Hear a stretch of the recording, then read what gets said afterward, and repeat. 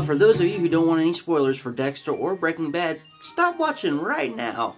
Dexter Morgan and Walter White, two of the most dangerous characters to grace our television sets ever, are gone for good. But who is the most sinister of the two? I'm going to judge these characters on 3 categories. The first being body count. First up we have Dexter Morgan. The notorious killer of sinners has rampaged for 8 seasons with a glorious performance by Michael C. Hall.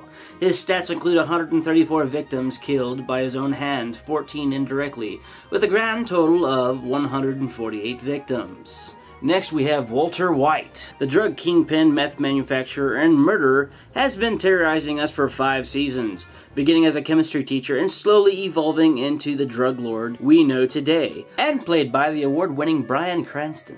Walter White killed 15 people with his own hands, 15 others killed either on his orders or were killed with a weapon he developed, coming to a total of 30 victims. And the winner is Dexter Morgan with 118 more victims under his belt. Next section we have is a code of ethics. Dexter Morgan has a code he lives by that was developed by his father in order to keep him on a path to never kill the innocent and only murder the people who deserve it. Of course, he's strayed away from time to time from this code, but in the end he's, for the most part, followed his father's wishes. To follow the code and keep his family and friends safe. He's lied to everyone he loves and has killed innocent people to keep him and others from going to jail or even dying. Walter White, on the other hand, kills whoever gets in his way, has no code to live by, and has lied to everyone he holds dear in his life. He's methodical in everything he does and has developed a thick skin for the evil he brings out. And the winner is Walter White for a lack of a code. Even though Dexter doesn't have feelings, he still follows the code to a T. Future of their families. Dexter's wife was killed by a serial killer, who he had a chance to kill before he was even able to kill her. In the end, Dexter left his son with Chuck's girlfriend, who's now a known serial killer. Why is Chuck's girlfriend in this?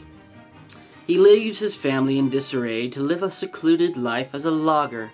But then we have Walter White, who leaves his wife, son, and young daughter to live a life without him. He also breaks into an old acquaintance's house to bribe them into donating $10 million to his family's future. On the other hand, he's the reason why his brother-in-law is dead. Walter dies in the end, tying up all loose ends and making sure what's left of his loved ones are well taken care of. And the winner is, for this section, Dexter Morgan for leaving his own son with a serial killer and abandoning his loved ones in the end.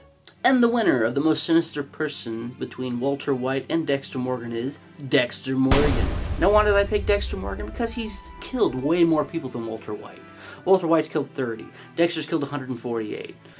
That's a lot of people. Plus, in the end, Walter White basically made sure that his family was well taken care of. On the other hand, Dexter did not. He abandoned his kid. He abandoned his girlfriend. His sister died because of him. And he basically left everybody to fend for themselves and basically do what they want. And he left his only kid with a serial killer. Who does that?